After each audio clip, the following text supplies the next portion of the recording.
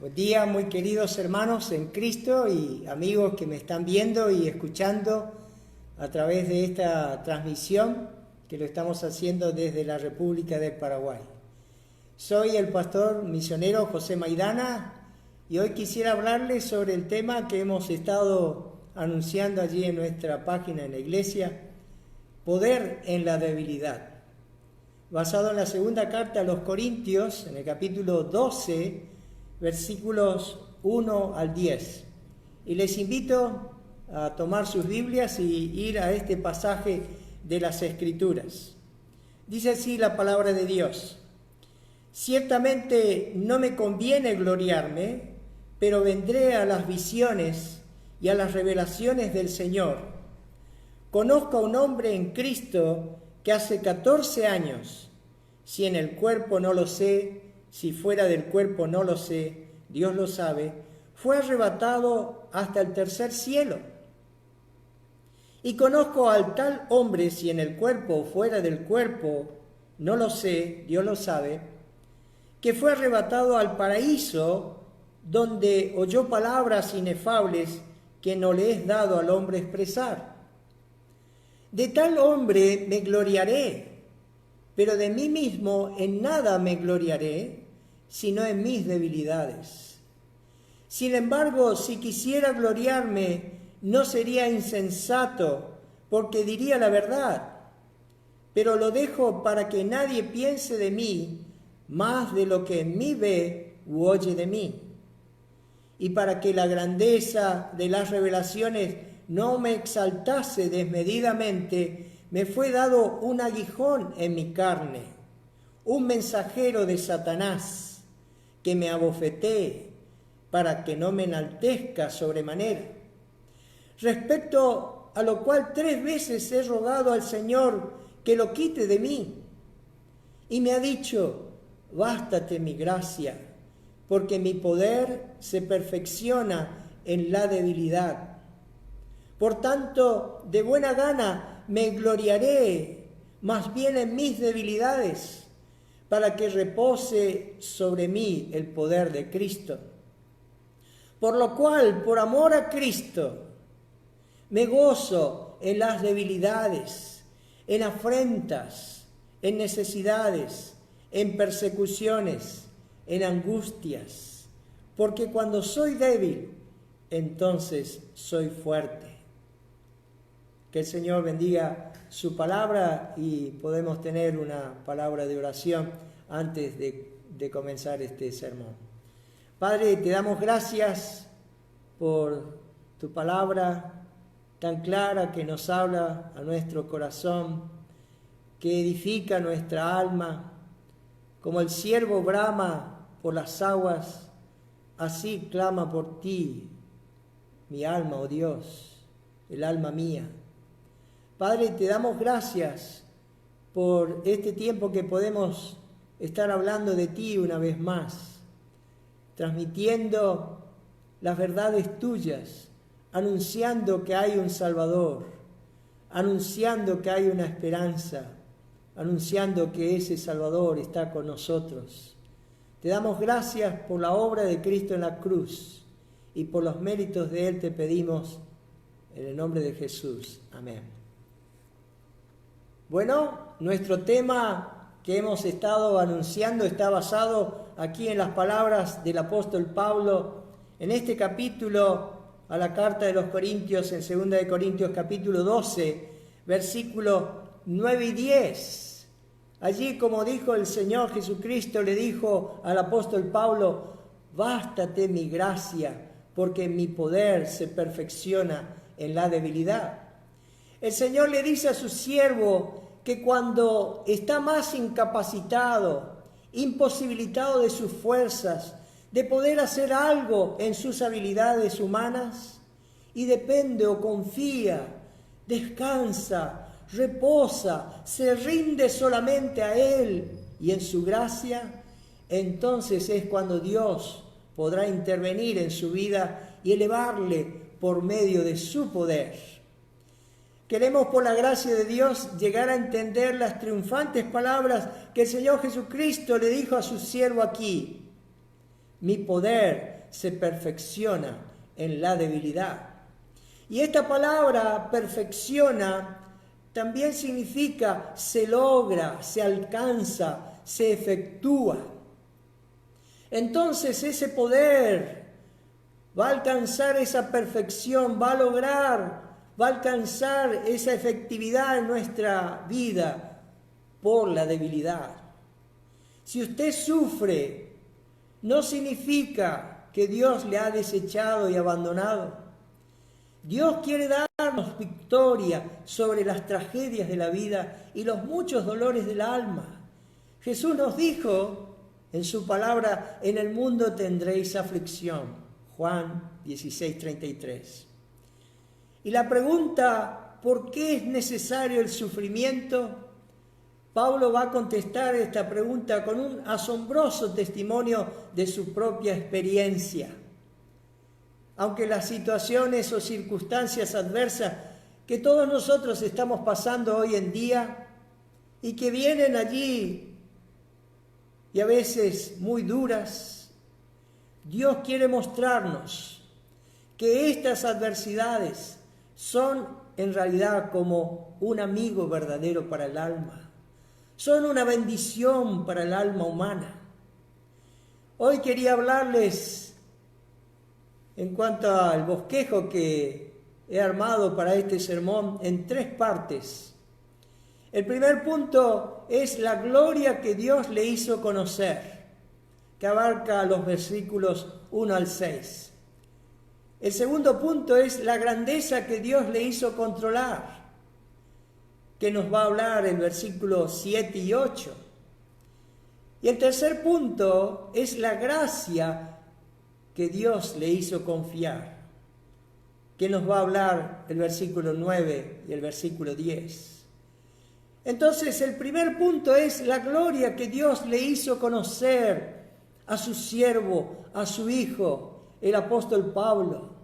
Y esta gloria fue nada menos que llevarlo al cielo y luego enviarlo de vuelta a la tierra.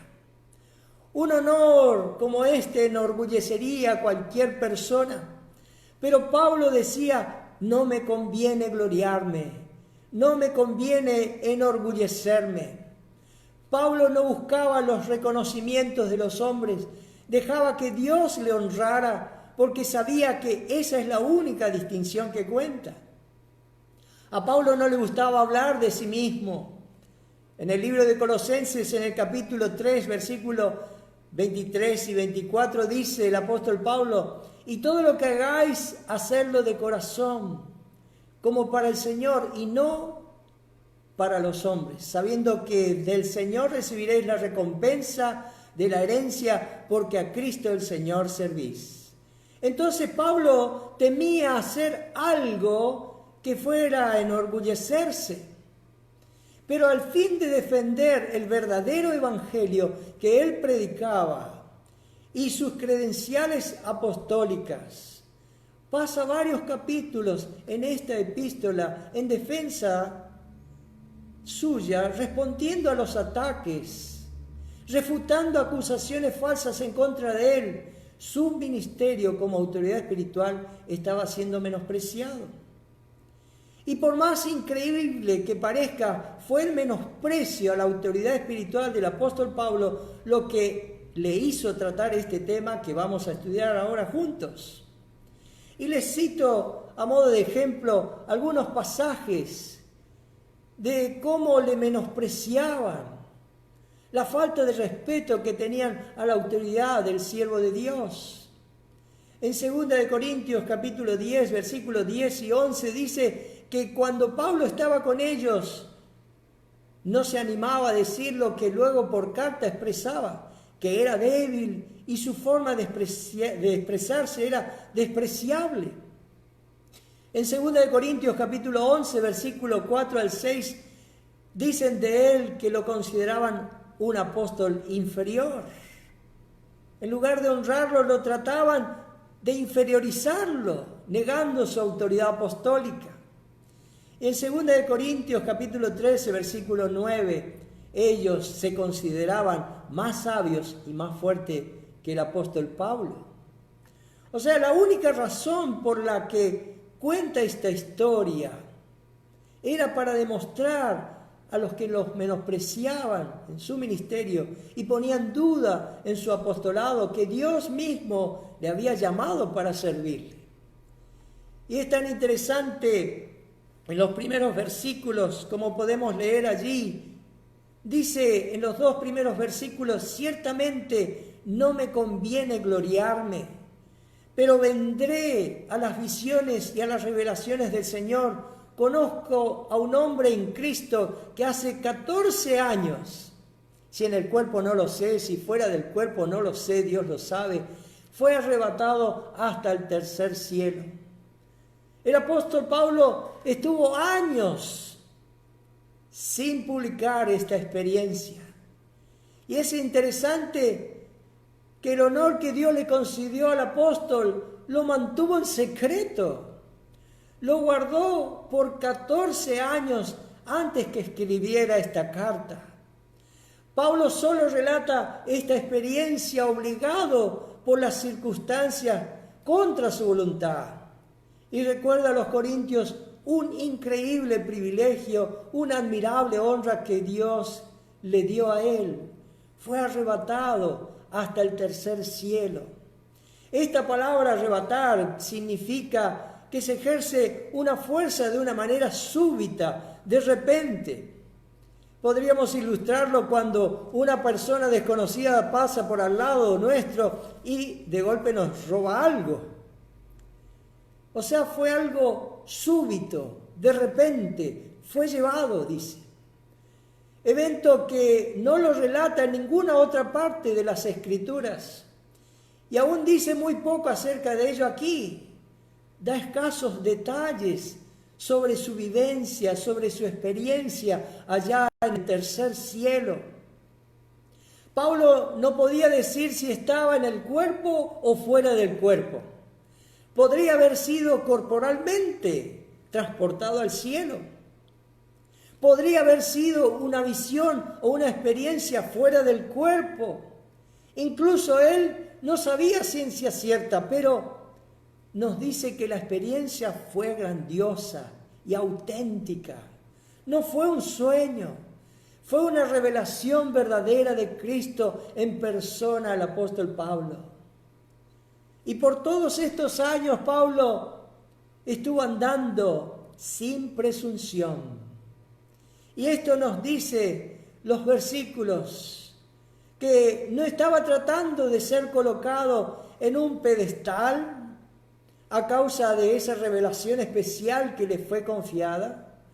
No estaba buscando grandezas, no quería que los corintios le admirasen porque había experimentado estas cosas tan sobrenaturales. Su distinción no dependía de esto, sino por lo que veían en su vida o lo que escuchaban de sus labios cuando él enseñaba. Como dice allí el versículo 6 en la palabra de Dios, para que nadie piense de mí más de lo que en mí ve u oye de mí. Hoy hay tantas celebridades religiosas que dicen todo tipo de historias fantásticas. Hasta escriben libros y hacen películas relatando en detalle sus experiencias vividas en el cielo. El testimonio del apóstol hace un contraste con tantas personas que alardean con sus supuestas visiones o afirmaciones. Dicen que han sido trasladados y regresados del cielo. Muchos de estos hombres quieren demostrar cierta grandeza espiritual, cuando en realidad están interesados en el reconocimiento, la popularidad, el aplauso o algún beneficio económico. Dice las Escrituras, de cierto os digo que ya tienen su recompensa. Mateo capítulo 6, 2, 5 y 16. Qué contraste también con Juan el Bautista cuando dijo allí en Juan 3:30, es necesario que Él crezca, Jesús, pero que yo mengüe, disminuya, descienda.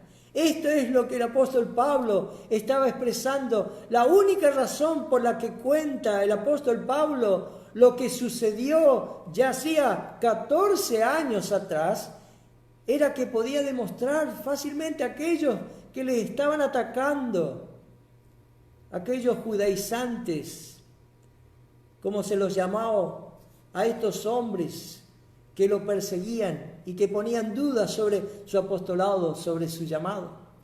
Entonces, el apóstol Pablo, para librarse de toda presunción, da su propio testimonio en tercera persona, no llevándose él mismo honra o exaltándose por su experiencia, por esta asombrosa vivencia. Se aleja de hablar en primera persona. Y fíjense allí en las Escrituras, en el versículo 2 dice él: conozco a un hombre en Cristo, conozco, en tercera persona. Y aún en el versículo 2 dice: fue arrebatado. ¿Quién? Esa persona. Él fue arrebatado. Y en el versículo 3 dice: y conozco a tal hombre. Y en el versículo 4, que fue arrebatado al paraíso. Y también en el versículo 4, donde oyó palabras inefables. Está hablando de esa persona, aunque era él. Y en el versículo 5 dice: de tal hombre, tercera persona, me gloriaré. Pero de mí mismo en nada me gloriaré, sino en mis debilidades. Cuando tiene algo que decir de sí mismo, habla de sus debilidades. Y allí habla en primera persona. Dice la Biblia que Pablo fue arrebatado al paraíso, hasta el mismo salón del trono de Dios, donde vio y oyó cosas que le era imposible, indecible describir. No se podía narrar humanamente. Y esta fue una experiencia tremenda, un gran privilegio espiritual dado en las Escrituras por algunos hombres de Dios. Por ejemplo, el profeta Isaías dice en Isaías capítulo 6, versículo 1: en el año que murió el rey Usías, vi yo al Señor sentado sobre un trono alto y sublime, y sus faldas llenaban el templo. Y también el profeta Ezequiel describe el trono de Dios, su poder, el cielo de una gloria indescriptible. Y esto está en el libro de Ezequiel, en el capítulo 1. Y allí el versículo 1 dice así: estando yo en medio de los cautivos junto al río Quebar, los cielos se abrieron y vi visiones de Dios. Y también el apóstol Juan, allí cuando él estuvo preso en la isla de Patmos, tuvo una visión. Y cuando escribió el libro de Apocalipsis, allí en el capítulo 4, versículo 1 y 2, allí él dice, explica que fue llevado al cielo. Y él describe lo que es el cielo. En Apocalipsis capítulo 21 y 22 nos da una visión de la morada de Dios, su gloria y su santidad. Pablo fue transportado hasta el tercer cielo, o como dice la palabra de Dios, o el paraíso, que es un sinónimo del cielo. La palabra paraíso usó el Señor Jesucristo con el ladrón en la cruz. ¿Se acuerdan? Cuando el Señor le dijo: de cierto te digo que hoy estarás conmigo en el paraíso, en Lucas 23:43. Y la misma palabra la usa el apóstol Juan en Apocalipsis, en el capítulo 2, versículo 7. Al que venciere, le daré a comer del árbol de la vida, el cual está en medio del paraíso de Dios. En el Nuevo Diccionario Bíblico Ilustrado, Villa Squine, de Editorial Clie, dice: el primer cielo es el cielo atmosférico, dentro del cual se mueven las nubes del cielo y las aves. Hay muchos pasajes en las Escrituras que nos dicen esto, pero también nosotros lo podemos comprobar. En Génesis 1:20, Génesis 7:11. El segundo cielo es el espacio, el cielo sideral, el universo que se halla por encima de la atmósfera, donde se encuentran los planetas y las estrellas. También esto lo podemos comprobar con nuestros ojos, o con telescopios. En Génesis 1:14 al 17 y en Génesis 15:5 también nos dice esto. Pero el tercer cielo, el cielo espiritual, ya está en otra dimensión, en un mundo bien distinto del de las nubes y de las estrellas.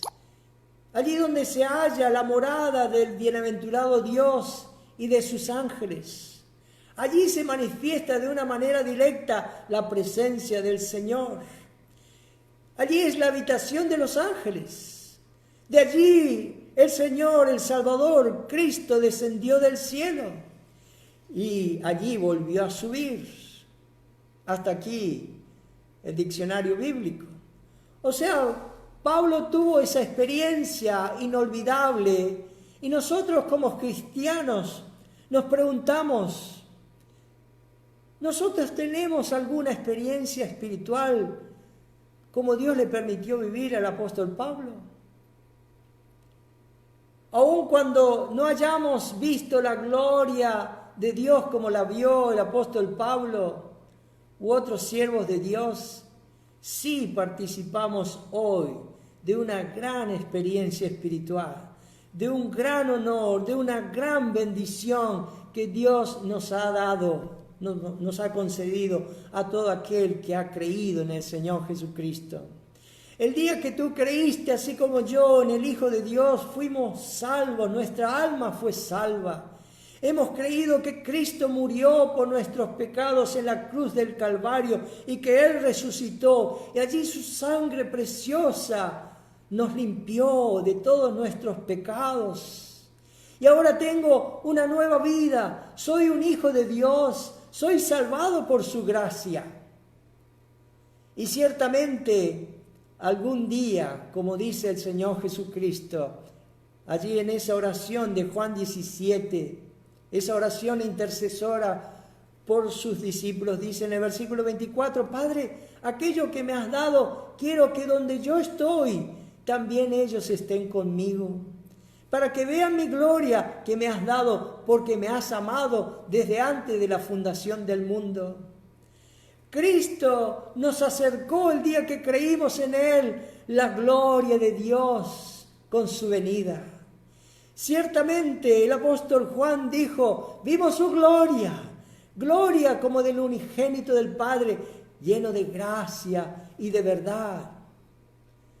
Pero allí en 2 Corintios capítulo 4, versículo 6 dice, porque Dios que mandó que de las tinieblas resplandeciese la luz, es el que resplandeció en nuestros corazones para iluminación del conocimiento de la gloria de Dios en la faz de Jesucristo. Ciertamente el día que creímos en Cristo, Cristo resplandeció en nuestros corazones. Fuimos iluminados con el conocimiento de la gloria de Dios. Allí conocimos a Cristo. Él es la gloria de Dios. ¡Cuán benditos somos! La obra de Cristo en la cruz nos ha dado tantas bendiciones. Dios también nos ha honrado grandemente por medio de Cristo. Y en el mismo momento que hemos creído en el Señor Jesucristo como nuestro Salvador, Dios nos ha bendecido, dice la Biblia en Efesios 1:3, con toda bendición espiritual. No con una segunda, como dicen algunos, te falta la segunda. Dios nos bendijo con toda bendición espiritual. Y permítame brevemente decir algunas cosas que sucedieron el día que creímos en Cristo. En el mismo acto que tú le pediste a Dios perdón por tus pecados. Esto sucedió. Tengo vida eterna por su gracia. Tengo una casa eterna en los cielos. Soy ciudadano del cielo. Soy extranjero y peregrino en este mundo. Soy heredero de Dios y coheredero con Cristo. No seré jamás condenado. He sido librado de la ira venidera. Tengo paz con Dios. Tengo el perdón de mis pecados. Mis pecados nunca serán recordados por Dios. Soy un hijo de Dios. Soy acepto en el amado. He sido justificado por su gracia. He sido redimido de la maldición de la ley. He sido adoptado. El Espíritu de Dios mora en mí. Cristo está en mí. Tengo comunión con el Padre y con el Hijo. Estoy completo en Cristo. ¿Entiendes? Querido hermano, nada nos falta. Nuestros labios por la eternidad no cesarán de alabar y de agradecer a nuestro Dios, al que nos amó y nos lavó de nuestros pecados con su sangre. Él nos honró. Él honró a este miserable pecador para ponerme en su gloria. ¡Qué benditos somos! El segundo punto que quiero ver es la grandeza que Dios le hizo controlar. Y esto está en los versículos 7 y 8 de segunda carta a los Corintios, del capítulo 12 que hemos estado leyendo. Pablo había recibido grandes revelaciones y experiencias con Dios, un ministerio muy fructífero. Él dijo, y para que la grandeza de las revelaciones no me exaltase desmedidamente, me fue dado un aguijón en mi carne. Allí el versículo 7. Dios quería evitar que su siervo, su ministro, se volviera orgulloso, presumido, porque Él no usa siervos orgullosos. Por lo tanto, ese aguijón de Pablo era una protección contra el orgullo, para mantenerlo humilde, dependiente de Dios. Y podríamos llamar a este aguijón el aguijón de la sujeción. El diccionario expositivo Vine dice acerca de esta palabra aguijón, en el texto griego se pronuncia eskolop.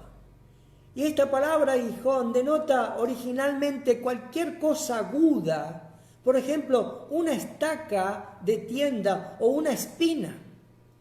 Lo que se resalta no es el tamaño metafórico, sino la agudeza del sufrimiento y de sus efectos. Hasta aquí el diccionario Vine. O sea, la intensidad del dolor que le afligía era algo constante, agudo, molesto, como una especie de lenta tortura. Algunos interpretan como una estaca ensartada en la carne, de madera afilada, muy puntiaguda, que fue usado en la antigüedad para atravesar o torturar a alguien. Pero nos preguntamos, ¿qué era en realidad este aguijón? Y voy a darle algunas interpretaciones de lo que piensan. Algunos dicen que se trataba de un individuo molesto. Allí en el versículo 7 habla como si estuviera hablando de una persona. Dice, un mensajero de Satanás que me abofetee.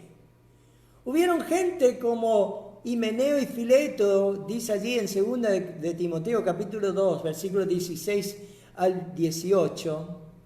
Dice que se desviaron de la verdad, diciendo que la resurrección ya se efectuó y trastornan la fe de algunos.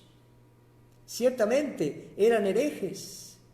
O en 2 de Timoteo, capítulo 4, versículo 14, Pablo habla de Alejandro el calderero, me ha causado muchos males, el Señor le pague conforme a sus obras. Aún le dice a Timoteo, cuídate tú también de él. O sea, sí, hay personas que son como aguijones a nuestra carne.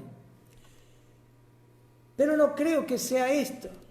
Otros piensan, tal vez, que eran los llamados judaizantes, quienes siguieron al apóstol Pablo por todo el imperio romano, sembrando la cizaña de la falsa doctrina, donde quiera que el apóstol había llevado el verdadero mensaje del Evangelio de Dios. Y esto sucedió allí en la iglesia de Galacia. Ni bien el apóstol Pablo se fue, entraron estos judaizantes allí y trastornaron la fe. Otros, la mayoría de los comentaristas bíblicos, opinan de que el aguijón de Pablo era una aflicción física, ya que él llama un aguijón en mi carne.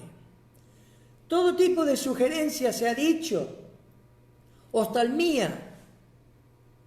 Sabemos que el apóstol Pablo, después de ver al Señor en el camino a Damasco, quedó ciego, en Hechos capítulo 9, versículo 9. Puede ser que sus ojos no se hayan recuperado.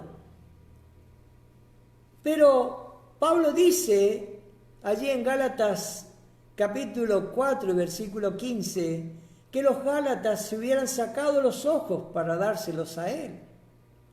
Y en Gálatas capítulo 6, versículo 11, dice, mirad con cuán grandes letras os escribo de mi propia mano.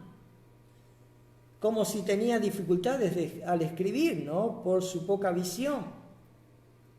Otros dicen epilepsia, otros dicen malaria, fiebre de Malta, migrañas, gotas, cálculos renales, dolor de dientes, de oído, de cabeza. Otro autor lo tomó literalmente, que era así una astilla que se convirtió en un absceso, en una infección allí en el cuerpo del apóstol.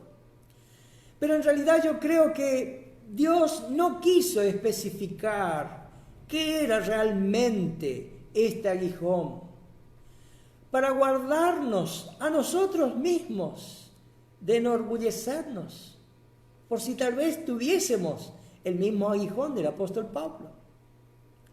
Entonces Pablo estaba siendo deliberadamente impreciso para no especular sobre la naturaleza concreta de su sufrimiento. Y no solo Pablo, sino el mismo Espíritu de Dios, quien guió a los santos hombres de Dios para escribir su palabra. O sea, lo que sí fue un continuo tormento, un enemigo tenaz, persistente, que le preocupaba continuamente, sin descanso, hasta el punto que él había orado repetidamente para su alivio. Así que Pablo tenía un aguijón que fue un recordatorio constante para que no se envaneciera de sus privilegios espirituales. Pero la palabra de Dios dice también que era un mensajero de Satanás que me abofetee para que no me enaltezca. Podríamos llamarlo el ángel del sufrimiento.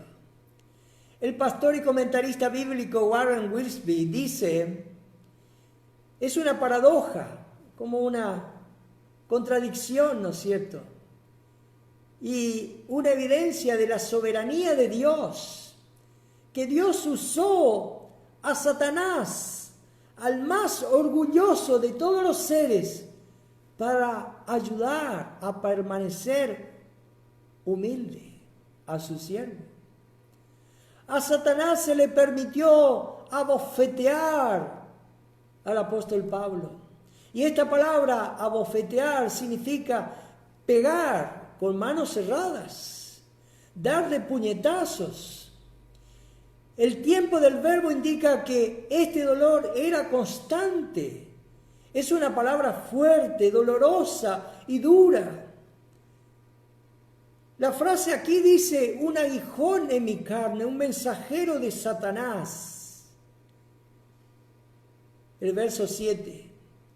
Y estas frases están relacionadas. O sea, la primera frase es figurativa, un aguijón en mi carne.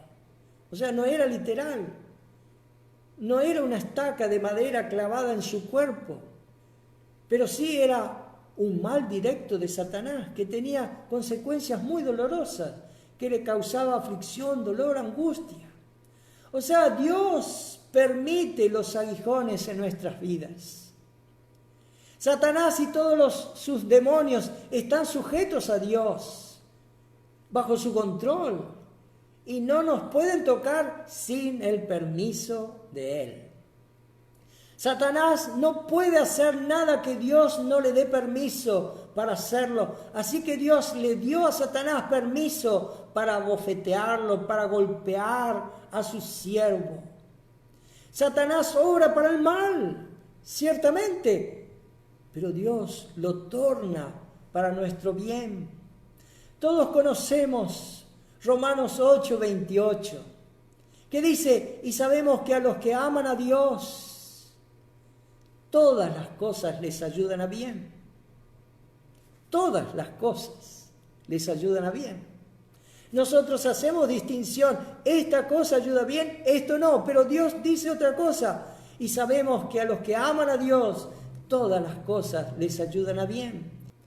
El patriarca José, después de haber sufrido muchos años por todo lo que hicieron sus hermanos, les dice a ellos, no fuiste vosotros los que me enviasteis acá, sino Dios. Él me ha hecho padre de Faraón y por señor de toda su casa y gobernador sobre toda la tierra de Egipto. Luego les dice allí en Génesis 50:20, vosotros pensasteis mal contra mí, mas Dios lo encaminó a bien. Satanás tuvo que pedir permiso a Dios para tocar a Job, capítulo 1 y 2. Satanás pidió permiso a Jesús para zarandearlo como a trigo a Pedro. En la muerte del Señor, Jesús, entregado por el determinado plan y anticipado conocimiento de Dios, era crucificado y muerto por manos de los inicuos. La Biblia nos dice que fue por el plan determinado y anticipado conocimiento de Dios. Estaba en el plan de Dios en la eternidad que el Señor Jesucristo debía morir por nuestros pecados. En Hechos capítulo 4, versículos 27 y 28 dice, porque verdaderamente se unieron en esta ciudad contra tu santo Hijo Jesús, a quien ungiste Herodes y Poncio Pilato con los gentiles y el pueblo de Israel para hacer cuanto tu mano y tu consejo habían antes determinado que sucediera. O sea, ¿era todo esto un acto malo o era el cumplimiento de los buenos propósitos de Dios? Ciertamente, Dios dirige, Dios controla todas las cosas. Un don de la gracia de Dios. Allí en el versículo 7 nos dice esta palabra, un aguijón me fue dado en la carne. Esa palabra dado en griego es didomi. Uno de sus significados es que esta palabra se utiliza para describir un regalo dado con la intención de honrar a alguien.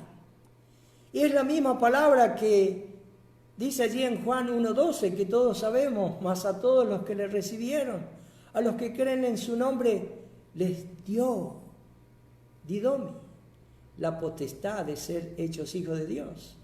O en Juan 3:16, porque de tal manera amó Dios al mundo que ha dado didomi, para que todo aquel que en él crea no se pierda, mas tenga vida eterna. Un regalo, didomi. Y Pablo también dice allá en 2 Corintios capítulo 8, versículo 1, os hacemos saber la gracia de Dios dado, didomi, a las iglesias. Pablo comprendió que el aguijón en su carne era un regalo de la bondadosa mano de Dios. Dios nunca habría permitido algo que no sea bueno para él, una expresión de la gracia de Dios traído por la adversidad. Entonces lo que Pablo llegó a reconocer era que su aguijón en la carne era un regalo de Dios. ¿Y tú alguna vez has aceptado esos sufrimientos como un regalo de Dios para tu bien? Sabemos que hoy estamos pasando difíciles momentos por medio de esta pandemia. Y Dios permite la enfermedad como un medio útil para detener los azotes del pecado y de Satanás en las almas de los hombres. Hasta podríamos decir que la maldición que es esta enfermedad y que es producto del pecado, las enfermedades en el mundo, pero al mismo tiempo es una gran bendición.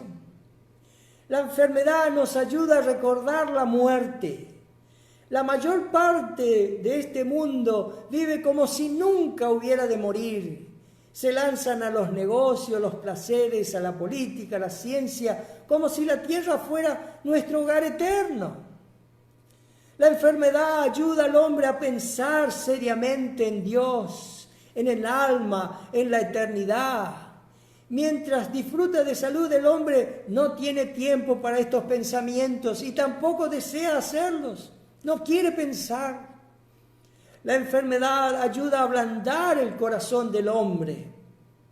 El corazón del hombre es duro y solo se preocupa de las cosas de esta vida y se afana por una felicidad terrena. Pero allí cuando viene la enfermedad, ablanda, humilla el corazón del ser humano, que por naturaleza es orgulloso y tenemos un alto concepto de nosotros mismos. Pero también la enfermedad sirve para probar la religión de los hombres. Muchos en esta tierra no tienen ninguna religión, pero también hay muchos cuya religión no han sido probadas. Y aquí está una buena forma de probar a través de las enfermedades dónde está tu sostén, dónde está tu fortaleza, dónde está tu fe, si realmente te apoyas en la roca eterna. Dios es soberano y debemos confiar en la soberanía y en el amor paternal de Dios. Todo lo tiene bajo su control.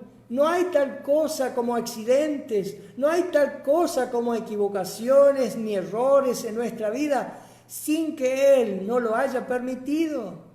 Todo está dirigido por Él, ni una gota, ningún viento, ni una partícula que aún llegue hasta nuestro rostro. Él lo dirige todo. Si estoy atravesando una gran aflicción, una pérdida, malestares o algún gran enemigo, es que Dios me lo mandó. Él lo permitió. Toda copa amarga fue llenada por su mano. Mis pruebas más difíciles fueron enviadas por Él. Entonces, sabiendo todo esto, has llegado a decir de tus sufrimientos: Dios, sé que esto viene de ti y es para mi bien. Te doy gracias por lo que tú quieres hacer en mi vida a través de esta prueba. Tú sabes que esto es lo que necesito en este momento para mi vida. Santiago lo decía así, Santiago 1:2: hermanos míos, tened por sumo gozo cuando os halléis en diversas pruebas. Y esto le llevó al apóstol Pablo, dice allí en el versículo 8, respecto a lo cual 3 veces he rogado al Señor que lo quite de mí. Vemos tal vez al apóstol Pablo allí orando en angustia, con profundo dolor y hasta las lágrimas. Nunca había buscado más la presencia de Dios como en aquel momento, buscando el rostro de Cristo.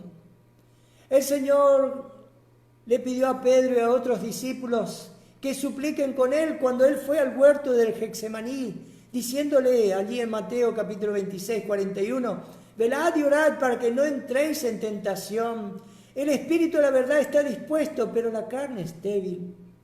La oración es esa dependencia de Dios, que no podemos solos. Es natural que el creyente le pida a Dios ser librado de la enfermedad y del dolor. Pero Dios no está obligado a sanar a todo creyente cuando éste ora.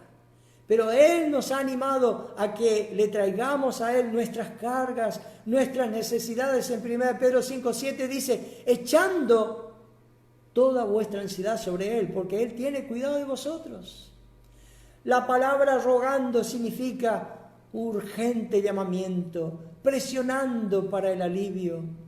Y el Señor Jesucristo en el huerto del Getsemaní rogó 3 veces a Dios Padre. Yendo un poco adelante, dice allí en Mateo 26:39, se postró sobre su rostro y orando diciendo: Padre mío, si es posible, pase de mí esta copa, pero no sea como yo quiero, sino como tú.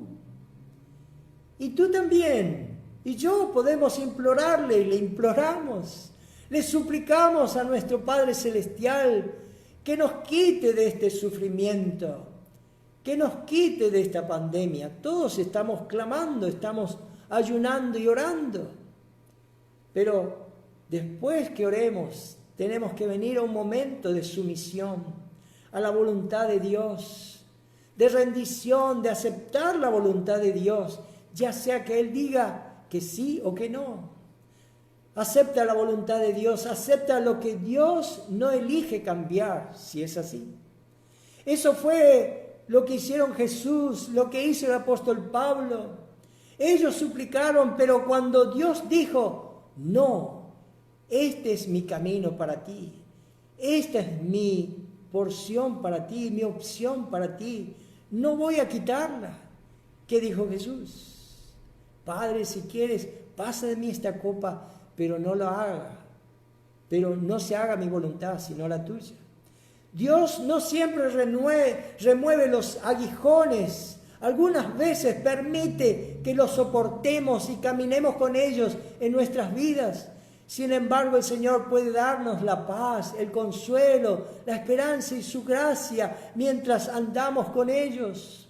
En Job capítulo 5, versículo 18 dice: porque Él, Dios, es quien hace la llaga y Él, Dios, la vendará.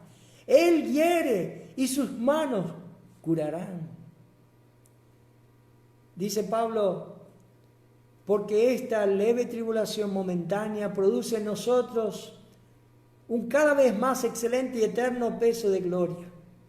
2 Corintios 4:17.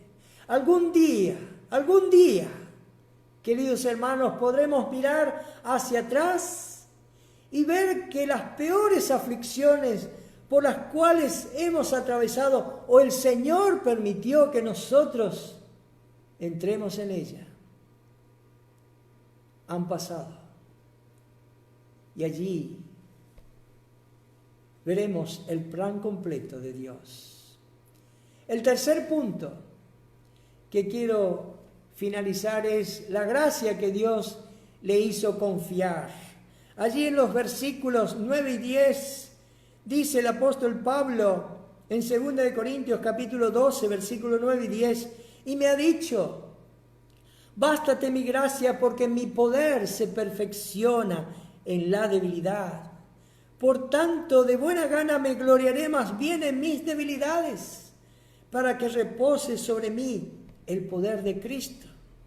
Por lo cual, por amor a Cristo, me gozo en las debilidades, en afrentas, en necesidades, en persecuciones, en angustias, porque cuando soy débil, entonces soy fuerte.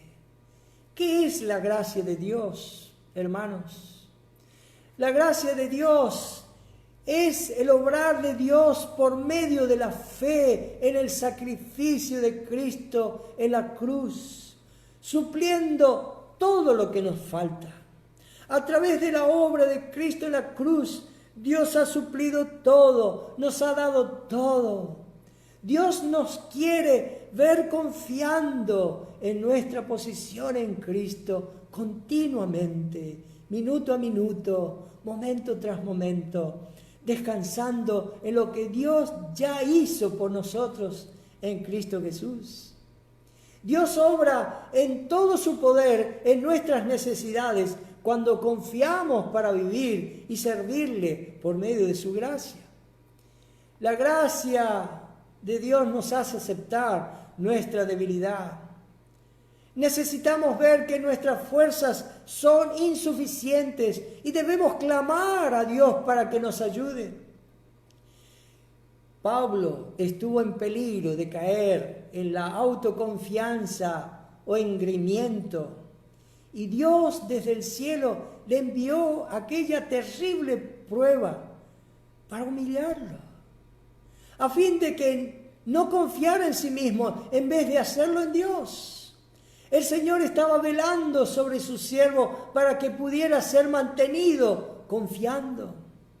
Pablo estaba en peligro de exaltarse a sí mismo y el amoroso Salvador vino para humillarle y enseñarle: quiero mantenerte débil, sin tus fuerzas, para que puedas aprender a confiar no en ti mismo, sino en mí. Dios quiere enseñarnos de que si queremos vivir la vida de victoria, la vida de triunfo, de un crecimiento espiritual, debemos empezar aquí.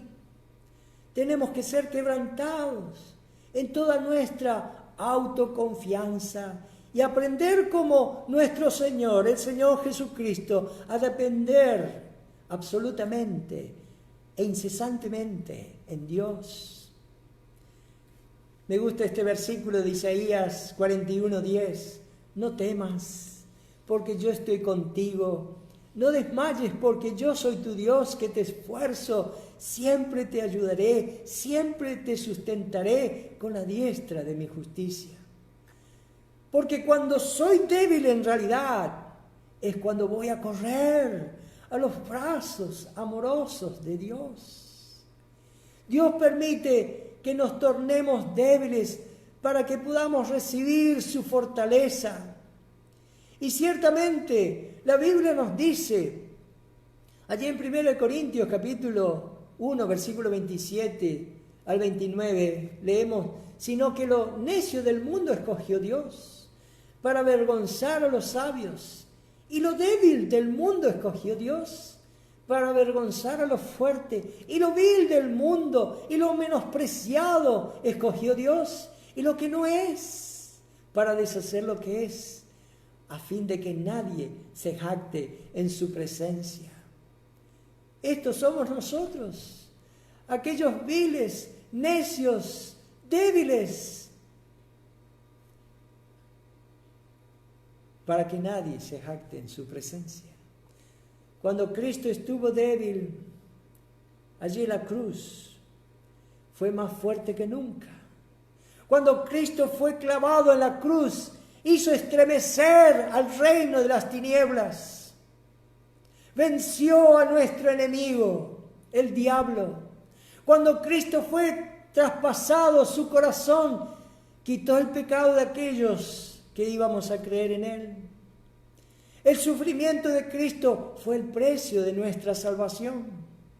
Su muerte pagó el precio de nuestros pecados. Su victoria tuvo lugar en su debilidad, en su muerte, y así ha de ser con su iglesia. Su iglesia no tiene poder. Es preciso que padezca, es preciso que sea difamada, escarnecida. Entonces el Señor triunfará por medio de la debilidad. El signo vencedor de los hijos de Dios sigue siendo la cruz, que para los judíos es vergüenza y para otros es locura.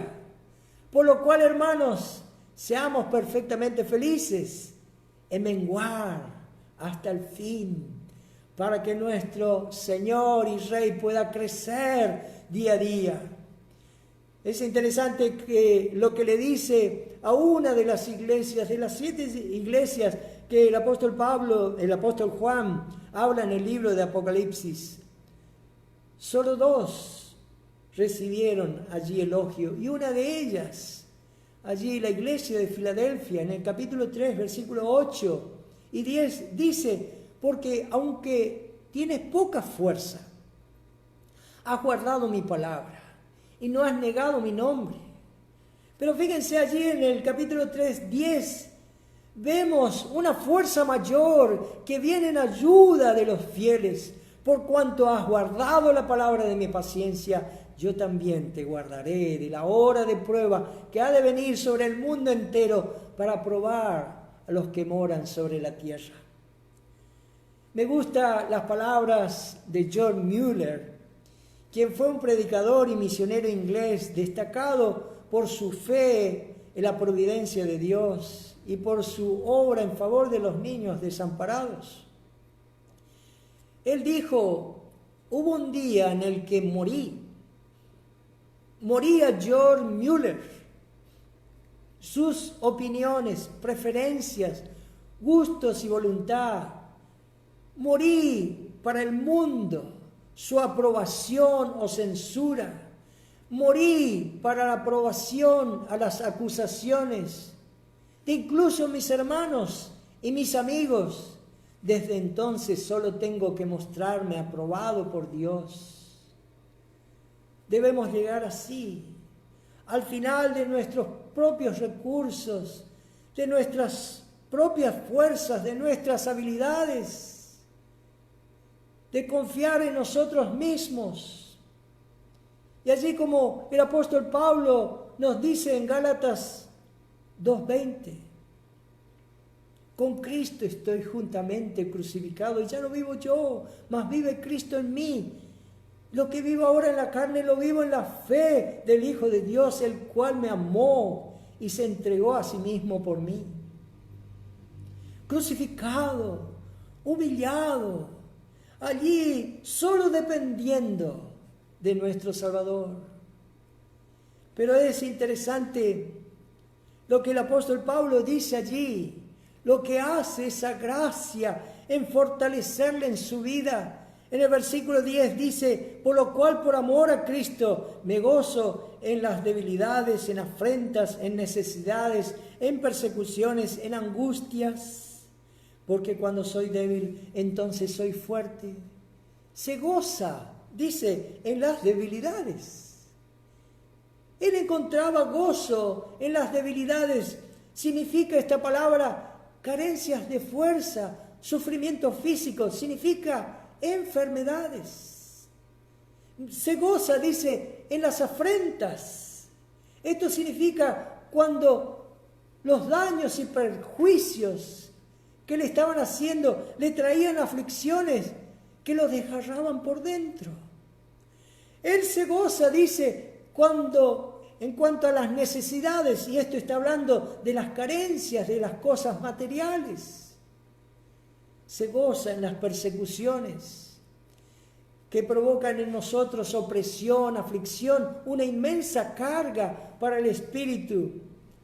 Y también se goza, dice, en las angustias, cuando estamos en situaciones en que estamos sufriendo debido a la presión de las circunstancias externas o relacionadas con el alma. Esta palabra significa como algo que está exprimiéndonos. Cuando nuestro camino se vuelve comprimido, difícil, una vida llena de presiones y aflicciones. Entonces el apóstol Pablo está diciendo, me gozo. Pero creo que aquí el resumen de cómo Pablo respondió a todas las aflicciones se encuentra en este pasaje que es muy especial. Allí en 2 Corintios capítulo 7, versículo 4, donde dice, mucha franqueza tengo con vosotros, mucho me glorío con respecto de vosotros, lleno estoy de consolación, sobreabundo de gozo en todas nuestras tribulaciones. En medio de todas sus aflicciones, Él dice, sobreabundo.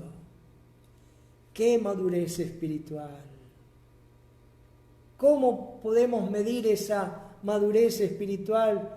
Que por medio de la aflicción que uno esté pasando, aún en medio de esas circunstancias adversas, el Espíritu Santo produce en él gozo.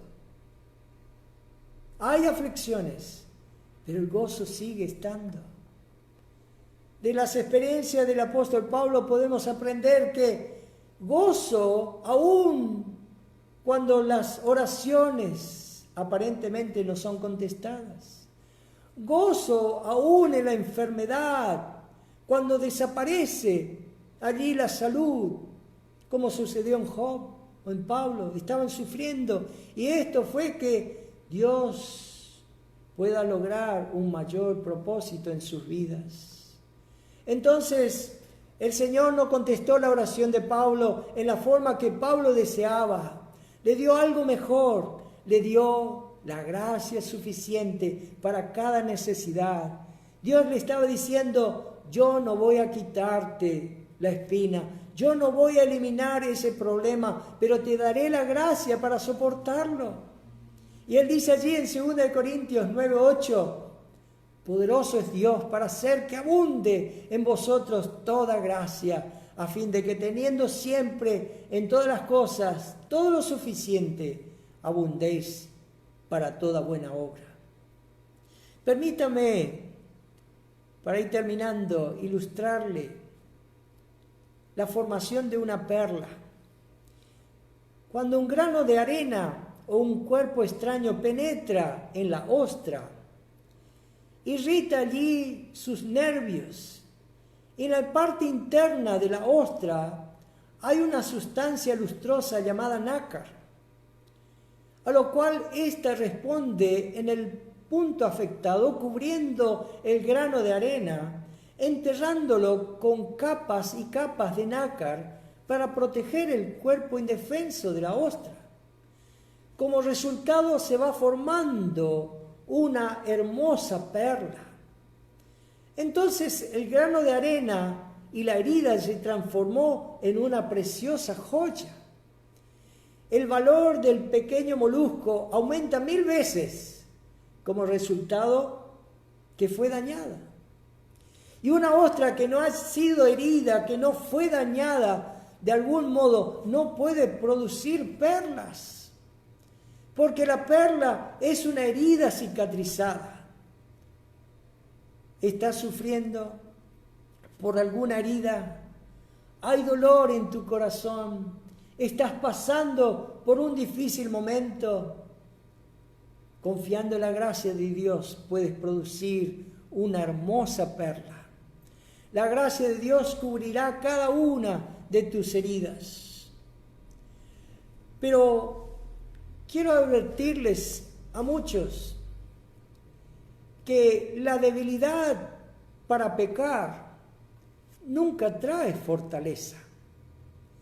Existe la debilidad que viene por causa del pecado y que en ninguna manera está acompañada de poder. No trae honra, no trae virtud ni ninguna bendición, sino que es una desgracia para la vida de las que viven de esta forma. Este tipo de debilidad no trae poder, no es la que Dios nos habla aquí, sino que esta debilidad viene acompañada de adversidad, de incapacidad para el servicio en las cosas santas. A menos que la gracia de Dios impida la calamidad, vendrá el fracaso, vendrá la ruina y la derrota en tu vida. Por eso, si todavía no tienes al Señor Jesucristo, en este día que puedas venir a Él y confíes en Cristo como tu Salvador personal. Arrójate a sus brazos y dile, como dicen Hechos 16:31, cree en el Señor Jesucristo y serás salvo. O en Juan 3:18, el que cree en mí no es condenado, pero el que no cree ya ha sido condenado porque no ha creído en el nombre del unigénito Hijo de Dios. El que no cree será condenado, aunque sus pecados no sean tantos. Cree. Aparta tus manos de tu propia justicia, de tu propia fortaleza. Di al Señor, te acepto como mi Salvador personal, me arrepiento de mis pecados, confío en la sangre derramada del Cordero de Dios por mí, que es suficiente para salvar. La Biblia nos dice en Romanos 10:9, si confesares con tu boca que Jesús es el Señor y creyeres en tu corazón que Dios le levantó de los muertos, serás salvo. Que el Espíritu de Dios abra tu entendimiento para que creas al Señor en el corazón y para que lo confieses con tu boca como tu único Salvador de tu alma. Amén. Padre, te damos gracias por tu preciosa palabra. Gracias por todo lo que tú nos has dicho. Gracias porque hay poder en la debilidad, confiando en lo que tú hiciste por nosotros en la cruz, descansando no en nuestras fuerzas, no en nuestras habilidades, sino solamente en ti. Señor, ayúdanos a entender día tras día que esto nos conviene.